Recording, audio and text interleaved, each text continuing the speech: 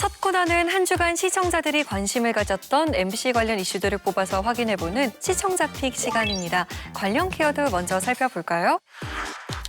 금메달리스트, 선벤저스, 실종, 의료 분쟁인데요. 먼저 실종이라는 키워드부터 확인해 보겠습니다. 이건 어떤 프로그램과 연관된 키워드인가요? 네, 지난 1일 첫 방송된 드라마 멧돼지 사냥 관련 키워드입니다. 이 드라마는 한 남자가 멧돼지 사냥에서 실수로 사람을 쏘게 되고 이 같은 날 아들이 실종되면서 벌어지는 이야기를 담고 있는데요. 방송 말미에 혼란에 빠진 남자에게 한 통의 협박 전화가 걸려오면서 반전을 예고했습니다.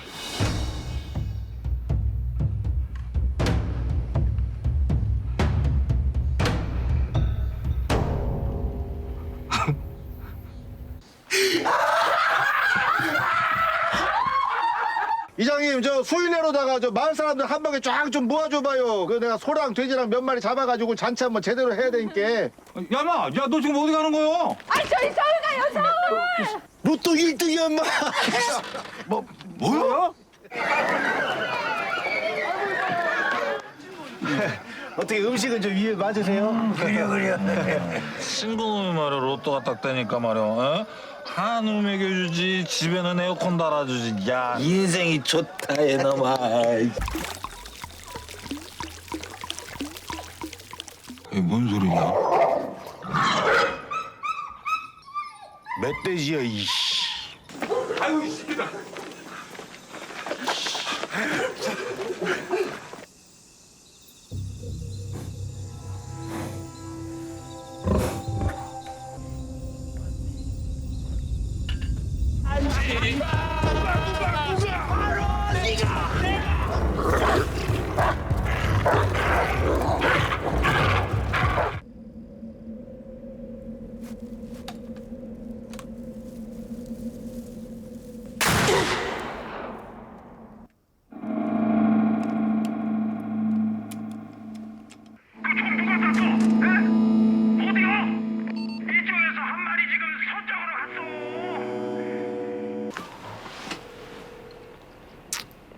경찰서죠. 우리 애가 집에 안 들어와서요. 제주 씨 이제 그만 들어가요.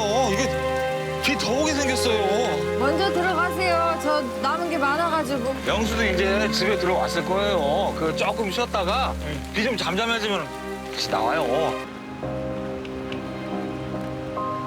나 할 말 있어. 나 멧돼지 잡는다고 친구들하고 뒷산에 갔잖아요. 저짝에 풀숲이 움직이는 게 보이는겨. 그래서 나는 멧돼지인갑다 하고 조준을 하고 쐈는데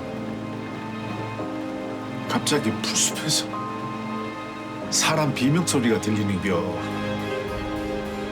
그리고 집에 왔는데 우리 인성이가 알았더니겨.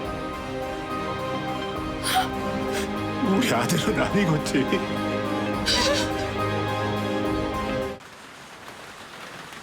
뭔 꿈을 꾸고 그렇게 사색이 돼서 벌떡 일어나.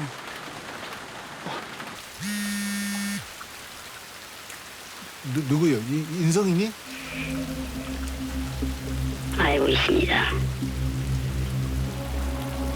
당신이 사람 죽인 거 다 알고 있다고. 충격과 반전의 연속으로 위기가 최고조에 달하면서 역대급 긴장감을 자아낸 엔딩이었습니다. 멧돼지 사냥의 첫 방송을 본 시청자들 반응 어땠습니까? 네, 댓글 살펴보면요. 전원일기 같은 농촌 드라마인 줄 알았는데 1회부터 너무 재밌었어요. 대박 나겠어요. 요즘은 드라마도 영화 같은 몰입도 높은 연출이 많아져서 좋네요. 다음 화가 기대됩니다. 멧돼지 사냥이라는 제목도 잘 지은 것 같아요. 요즘은 드라마도 이렇게 고퀄이라니. 이 안방 극장에서 한편의 영화를 본 것 같다라는 반응이 많았습니다. 자식을 죽였을지도 모른다는 아버지의 거대한 불안에서 시작되는 시골 미스터리 스릴러 멧돼지 사냥. 위원들은 어떻게 보셨습니까? 아까 반응에서도 영화 같다는 반응인데 저도 그렇게 봤어요. 몰입감 최고의 미스터리 스릴러 영화 한 편을 본 것 같은 느낌이었고 진짜 한시도 눈을 뗄 수 없는 그런 전개로 흥미를 이끌었는데 그 박호산 씨를 비롯한 진짜 배우들이 연기가 너무나 탄탄했고 각본도 너무 좋아서 긴장감과 궁금증이 진짜 한꺼번에 증폭되는 그런 드라마였습니다. 범인이 누구인지 또 이게 유추하는 재미가 있잖아요. 계속 누구 같은데 하면 또 아니고 같은데 아니고 아마 그런 장치들을 계속 해가지고 아마 시청자들의 몰입도를 좀 높이는 그런 스토리가 좀 빈틈없이 드라마를 좀 채우고 있지 않나. 그 결말이 기대되는 굉장히 명작인 것 같고 제목도 좋았고 소재도 정말 요즘에 굉장히 새로운 거여서 4부작으로 끝나면 좀 아쉽겠다 그런 생각이 들 정도였습니다. 서로를 뻔히 다 알고 있고 뭐 네 집에 숟가락이 몇 개 있고 이런 거 다 아는 작은 공동체 그 안에서 사건이 생겼을 때 사람이 얼마나 나약해지는가를 섬세하고 디테일한 부분에 집중을 해가면서 굉장히 이제 사람의 심리에만 집중할 수 있는 어떤 이런 작품 같은 것들 과감한 시도잖아요. 조범기 작가의 세밀한 각본 또 이번에 송윤아 감독 첫 단독 연출 이렇게 그 새로운 시선을 보여줄 수 있는 어떤 신예들과 연기파 베테랑 배우들이 함께 만나서 이제 신구의 조화가 잘 이루어져서 이런 시너지 효과가 나오지 않았나 그런 생각을 했습니다. MBC도 저는 칭찬을 하고 싶어요. 이게 작년 드라마 극본 공모 당선작인데 당선작이 방송되기까지 굉장히 힘들잖아요. MBC 같은 경우에는 바로 이듬해 편성해서 이번에 멧돼지 사냥도 만날 수 있었던 거거든요. 또 작품적인 면에서도 기대를 품기에 충분했던 첫 해였던 것 같아요. 수더분한 시골 사람으로만 보이던 주민들이 다들 어딘가 수상한 구석이 있다는 걸 시청자들이 감지할 수 있게끔 세세하게 요소들을 깔아놔서 마무리까지도 잘 연결되지 않을까 하는 기대감을 품기에 충분했습니다. 끊임없이 엉켜가는 비극의 끝에서 어떤 메시지를 전해줄지 궁금한데요. 스릴러적인 재미와 함께 의미 있는 결말 선사해주길 기대하겠습니다.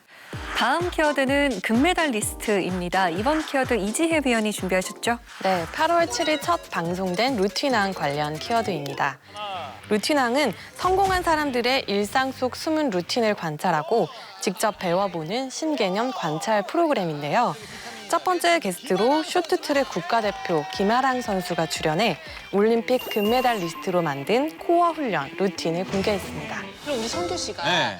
루틴이 어떤 뜻인지 정확하게 좀 설명을 좀 해주세요. 꾸준한 습관이나 일정하게 반복적으로 하는 일을 루틴이라고 하는데요. 경기나 시합이나 제가 지니고 있는 거잖아요. 그래서 제 몸의 일부라고 생각을 해요. 누가 여기 옆구리를 막 찢는 거 같잖아요. 맞아요. 저거 계속하면. 뭐지? 매달리나? 슈퍼 세트로 와, 나 하나도 못 할 텐데. 매달려 있는 것도 힘들거든요. 맞아요. 사실. 시즌 때는 어느 정도의 운동을 하시는 거예요, 그러면? 일단 새벽에 5시에 일어나서 새벽 운동을 나가서 1시간 반, 2시간을 스케이트 훈련을 해요. 그리고 나서 1시쯤에 나와서 1시간 몸을 풀고 또 2시부터 4시 반까지 스케이트를 타요. 저걸 매일 하셨던 거잖아요, 그러니까. 네, 매일. 네. 거의 한 20년을 하신 거네요. 그렇게 됐죠, 맞아요. 와. 배우는 것도 괜찮을 것 같은데. 그래요? 진짜? 뭐부터 알려주실까요? 네, 제가 첫 번째 동작부터 이거는 양발로 좀 잡아줘야겠다. 이렇게 스쿼트를 이게 굉장히 많이 저도 많이 오랜만에 하는 거라 흔들리는데 뭐 이게 뭐 흔들릴 게 뭐가 있지? 그냥 앉았다 일어났다 하면 되는데?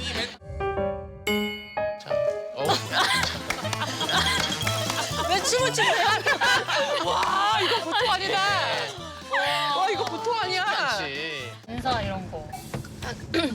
인사? 인사말은 뭐 안녕하세요. 오늘 해설을 맡게 된 쇼트트랙 선수 김아랑입니다. 해설? 공식적인 해설은 아니고 제가 스케이팅 올스타전이라는 행사를 진행을 하게 됐는데 이렇게 특별 해설위원으로 참가를 하게 됐어요. 와.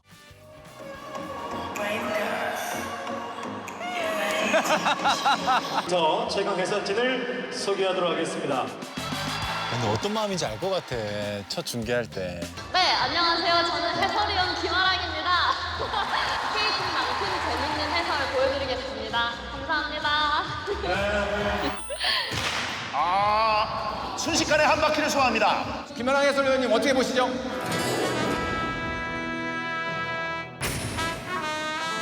자, 나오나요?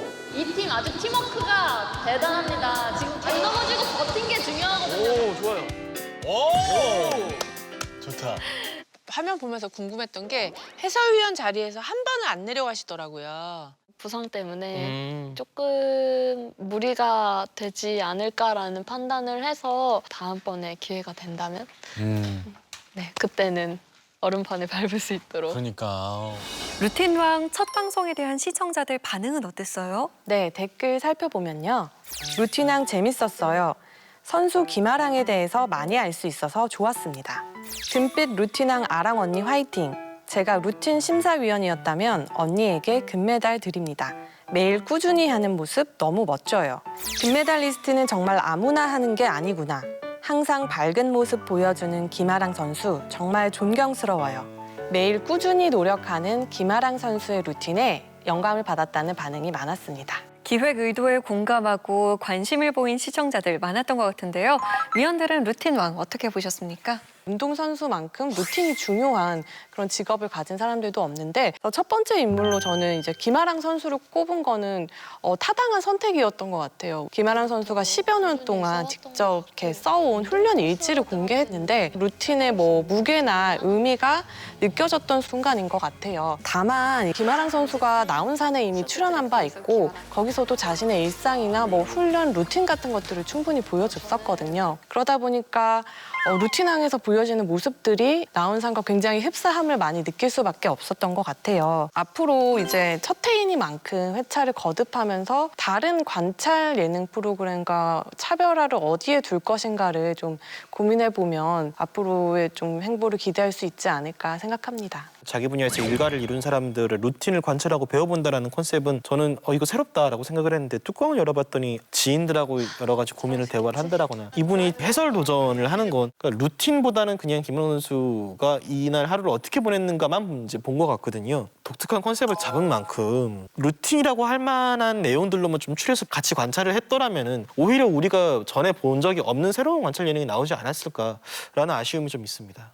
김아랑 선수가 부상을 당하고 또 현재 재활 과정에 있기 때문에 시련을 어떤 극복하는 과정에 있는 인물을 시청자들에게 제시하고 인생에서의 교훈을 알려준다라고 하는 그 컨셉 자체는 저는 긍정할 부분이 있다고 생각합니다. 근데 패널에 이제 활용이 있어서 그게 장성규와 홍진경 씨라고 하는 메인 MC뿐만 아니라 남창희 씨와 또 그날 특별 게스트까지 좀 어우러지는 토크가 되어야 하는데 그것 없이 단편적으로만 멘트가 이어지다 보니까 패널 구성도 재조정이 필요하겠다라는 생각이 들었습니다. 다음 키워드는 의료 분쟁입니다. 이건 어떤 프로그램과 연관된 키워드인가요? 네, 지난 7일 방송된 탐사기획 스트레이트 관련 키워드입니다.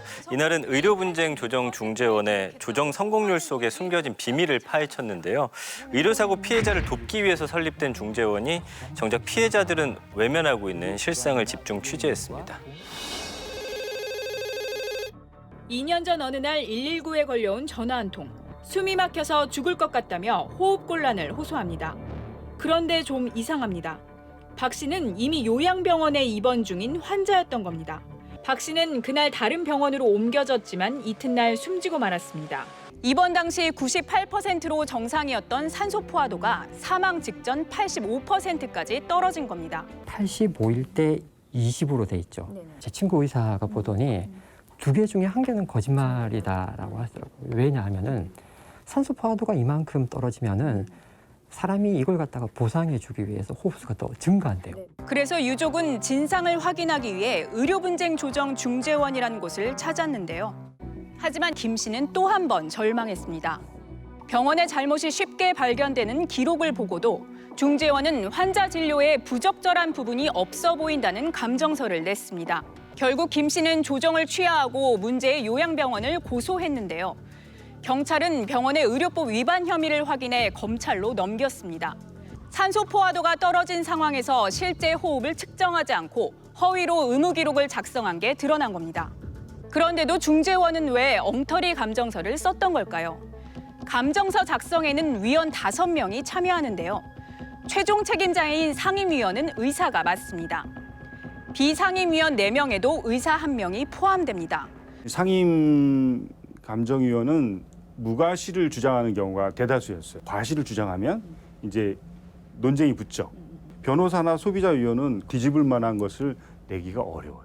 실제로 2017년 급성 담낭염으로 사망한 한 남성의 사건 관련 감정 소견서를 볼까요? 담낭염 등에 대한 의심을 하지 못하고 퇴원 조치하는 등 담낭 담석에 대한 조치가 다소 미흡하였기 때문으로 여겨짐. 담낭염에 관한 추가 검사가 없었던 점은 아쉬움. 그런데 최종 감정서는 담낭염 의심 가능성이 낮다. 그러면서 병원 잘못이 없다고 했습니다. 의사들의 잘잘못을 다른 의사들이 판단하는 구조. 애당초 이게 무리한 설정이었다는 지적이 높습니다. 중재원은 최근 5년간의 조정 성공률이 86%를 기록했다고 밝혔는데요. 이 기간 접수된 조정 신청 건수는 모두 12,000여 건. 조정 성립 건수는 4,200여 건입니다. 단순 계산으로도 조정 성공률은 34%에 불과합니다. 그렇다면 86%라는 수치는 어떻게 나온 걸까요? 비결은 여기 분모, 그러니까 기준 건수 자체가 달랐습니다.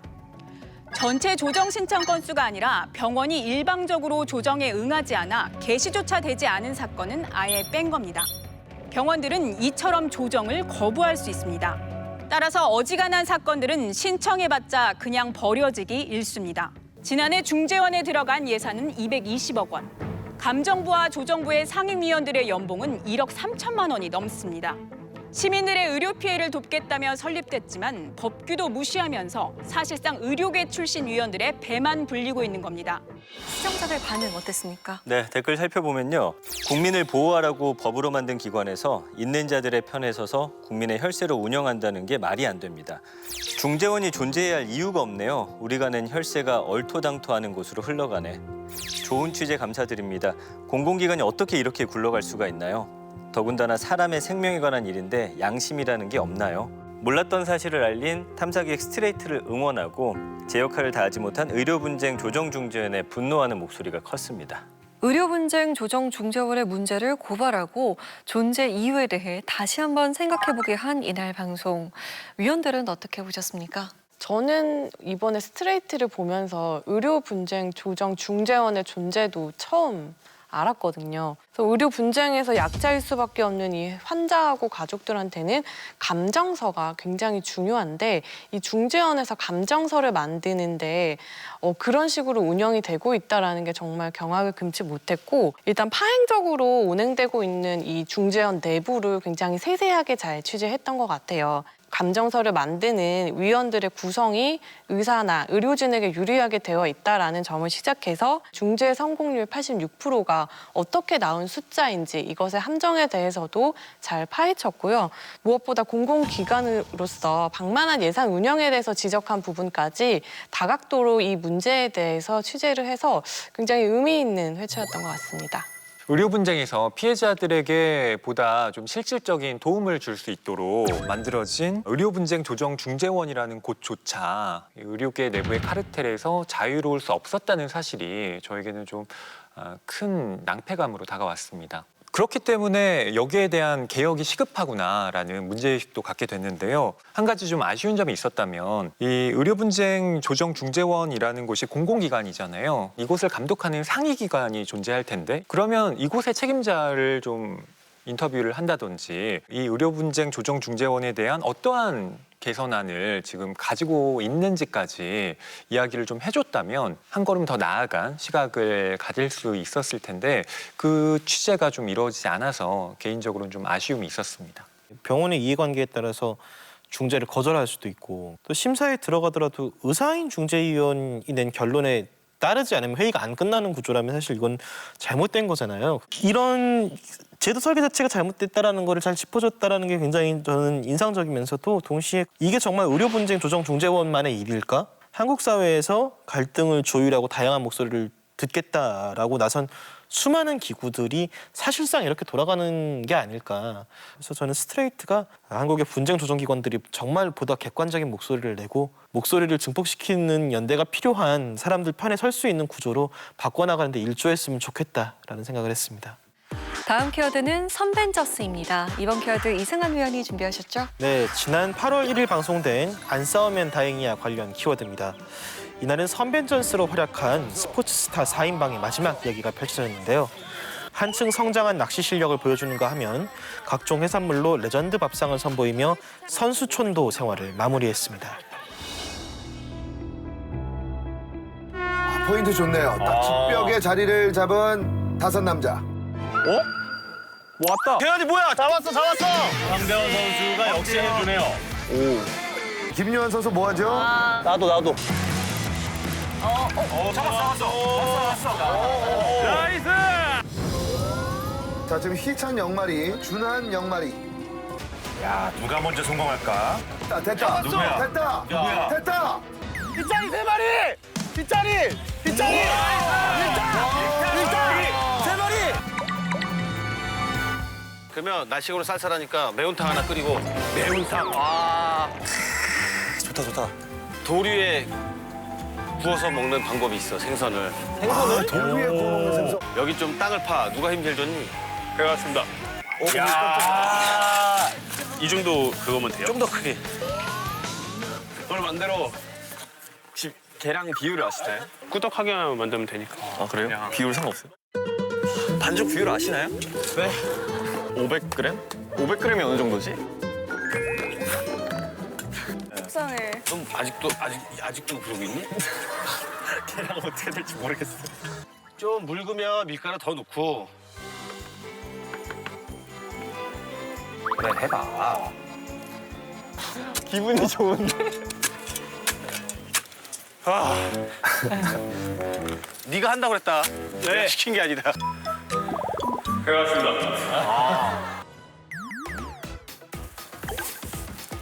요렇게 옮겨서. 오, 좋네요. 좋네. 이렇게. 좋다. 이거는 맛이 없을 수가 없겠는데요. 너무 맛있어 보여. 진짜 맛있어. 물 끄냐? 매운탕 들어갑니다. 그냥 뚝딱이에요. 노계량. 다 끓이니까. 자, 우리 준한표 수제비 들어갑니다. 쫄깃쫄깃할 것 같아요.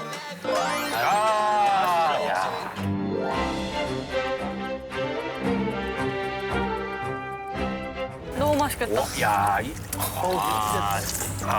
어때? 진짜 근데 그 솔 향이 진짜 나네요, 확실히. 솔 향이? 그래? 오늘은 생선구이야. 터졌어. 오늘 생선구이야. 쫄깃쫄깃해 보여. 쫄깃쫄깃해 보여. 잘 먹네. 맛있네. 여기로 던질러 놔야겠네. 먹으러? 생각나면 또 와. 시청자들 반응 어땠습니까? 네, 댓글 살펴보면요. 선수분들 너무 즐거워 보이고 훈훈해 보입니다. 준한 선수 너무 귀엽고 사랑스러워요. 처음 하는 거라 다 어색하지만 열정을 가지고 도전하는 것도 너무 예쁘고 진짜 재밌었는데 또 했으면 좋겠다. 아니, 더 길게 해줘도 좋을 것 같아요. 너무 짧게 느껴져요. 비하인드도 풀어주세요. 선벤져스 4인방의 조합이 좋았고 이 멤버 그대로 다시 또 만나고 싶다는 반응이 많았습니다. 이날 방송은 동시간대 2049 시청률 1위를 차지하며 화제성을 입증했습니다. 선벤져스와 함께한 이날 방송, 위원들 어떻게 보셨을까요? 저는 여기 PD님이 이 조합이 좀 신인 것 같아요. 쇼트트랙, 배구, 피겨, 씨름 이렇게 다양한 종목들의 선수로 이제 조합을 했잖아요. 그 누구도 하지 않는 그런 조합들로서 단순한 구성을 좀 너무나 잘 채워가지 않나. 그런 면들이 이 프로그램 오래도록 좀 유지시킬 수 있는 힘이 아닌가라는 생각을 들고요. 이날 편에서는 역시나 저는 차준환 선수에 몰입을 할 수밖에 없었습니다. 아무것도 못하는, 마치 저를 보는 것 같아서. 근데 어쨌든 안정환 씨가 원래 다른 선수들하고 있을 때는 막 못하면 화내고 짜증내고 하는 캐릭터인데 차준환 선수만큼은 이렇게 감싸주는 그 모습이 굉장히 재밌더라고요. 약간 아버지와 아들 같은 또 케미스트리도 나오고. 그래서 이런 새로운 조합이 이 안다행을 굉장히 활력 있게 만든다라고 생각해서 앞으로도 또 한번 보고 싶은 구성이 아닌가 싶습니다. 안정환 씨는 이제 명실상부한 자연인이다라는 생각이 듭니다. 낚시도 잘하고 통발도 잘 던지고 불도 잘 피우고 요리도 잘하고 이 안 싸우면 다행이야를 계속 즐겨보게 되는 요소 중에 하나가 아닌가 싶은데요. 이 안정환 씨가 선수촌 컨셉으로 특히 어떤 부분에 중점을 두고 운동을 하는지를 서로 공유했잖아요. 그러니까 씨름은 뭐 당기는 운동을 많이 하고 쇼트트랙 같은 경우는 허벅지 힘으로 한 발로 버티는 그래서 한 발로 점프를 뛰어서 막 가슴에 닿게 하는 그 장면이 이렇게 자연스럽게 나오니까 시청자 입장에서는 웃음도 있고 어느 정도의 정보도 있는, 저는 이 프로그램의 시청률이 높게 나온 게 뭐 전혀 이상하지 않다라는 생각이 들었습니다. 이런 기회가 아니면 언제 또 안정환 씨가 공중에서 한 바퀴 회전하고 내려오는 걸 보겠어요 또. 맞아. 안 다행히 어쩌면 이번 회차만큼은 이제 안정환이었어서 다행이야라는 생각도 좀 들고, 그런 의미에서 스튜디오 토크에서 이제 안정환 씨가 이제 나온 게 아니라 지금 안정환 씨가 어떤 상황인가를 조금 더 잘 중계를 해줄 수 있는 허유루 씨하고 홍성훈 씨가 좀 함께 했던 게 백토커들로서는 또 신의 한 수가 아니었을까. 그래서 이날 조합은 저도 다시 한번 보고 싶습니다. 안정환 씨는 피곤하겠지만요. 네, 안다행의 매력과 가능성을 다시 한번 느낀 시간이었던 것 같습니다. 앞으로도 신선한 조합, 재미있는 에피소드들과 함께 월요 예능 최강의 자리를 지켜나가기를 기대해 봅니다.